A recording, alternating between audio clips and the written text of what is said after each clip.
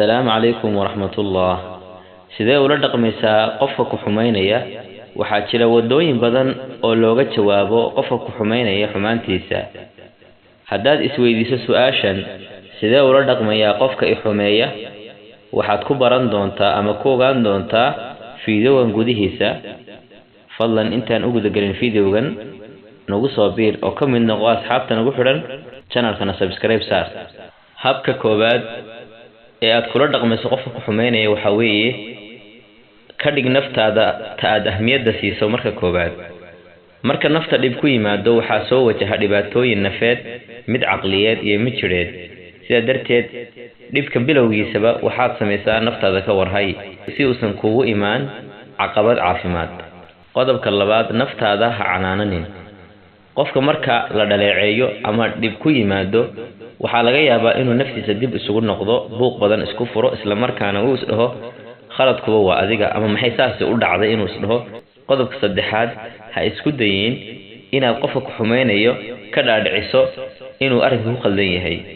taasi waxay keentaa in aad isku mashquuliso waxaadan awood u lahayn.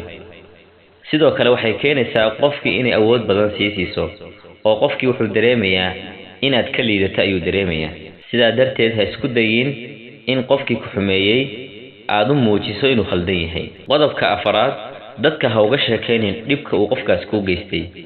taasi waxay kugu keenaysaa inuu awood helo qofkii dhibka kuu geystay, adiguna aad u muuqato mid ka liita qofkaas.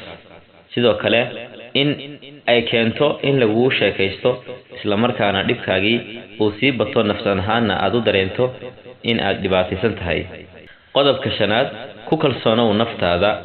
run ahaantii qofku markastuu isku kalsoon yahay waxaa ka soo maaxanaya fikrado aad u wanaagsan, isla markaana uu kaga gudbayo caqabadaha marka hortaagan.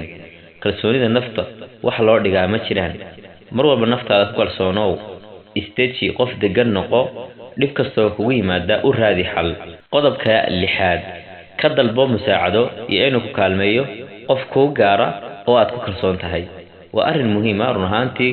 qofka bini'aadanka markasta uu u baahan yahay talada iyo inuu la tashado bini'aadanka, laakiin waa inuu ahaado qofkaasi qof aad ku kalsoon tahay isla markaana talooyinkaaga aad u dhiibato.